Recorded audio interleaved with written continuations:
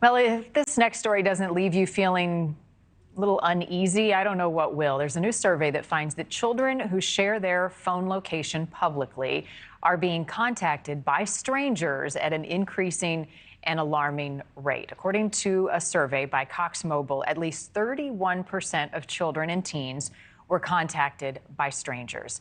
28% of the time, the stranger referenced the child's location specifically.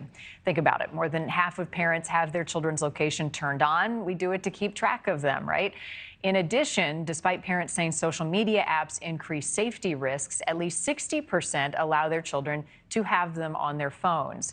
The good news here is the survey also found that the majority of parents are talking to their children about phone safety several times a week, check their screen time, their text messages, and their phone calls received daily. Here to help us tackle technology and some of the risks it is posing in our kids and our own lives, Devorah Heitner. Thanks and welcome back to you. So, stranger danger, if our kids have their locations turned on, how specifically are strangers locating them 31% of the time again and then contacting them?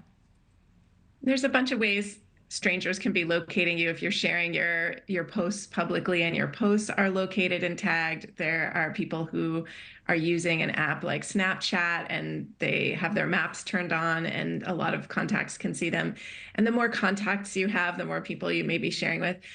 For the most part, location sharing is supposed to be something just your contacts can see, but there's varying user experience and also a lot of things default to the most public possible settings. So unless you're being intentional about setting up your apps to not share publicly or not share with, all of your contacts, you may be sharing with more people than you think. So paint a picture of the predator here when we're talking about strangers online. Who is targeting kids?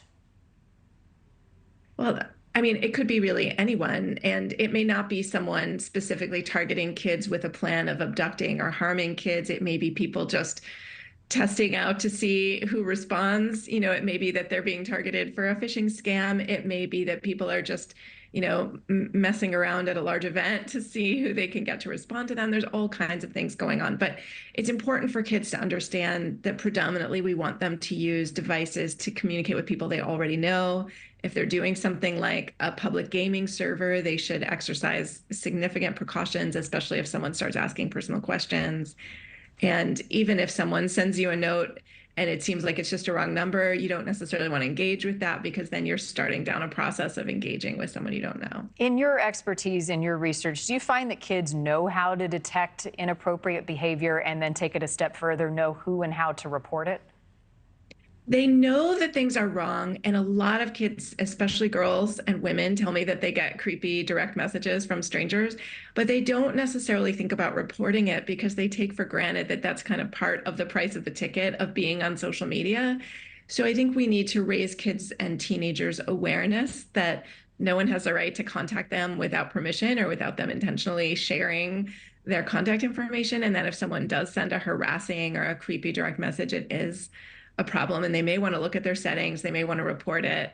The challenge is getting the tech companies to be responsive to those reports as well and to make sure to prioritize user safety. Yeah, which has been the focus of discussions, not just on Capitol Hill, but around the dinner table, right? Recognizing this behavior and being able to intervene. We also know that the survey pointed out the kids have gotten really good and savvy at hiding things that they're doing online from parents.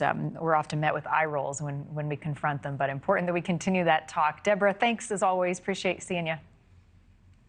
Thank you. Thank you for watching. Go to newsnationnow.com to find NewsNation on your television provider. And don't forget to click the red subscribe button below to get more of NewsNation's fact-driven, unbiased coverage.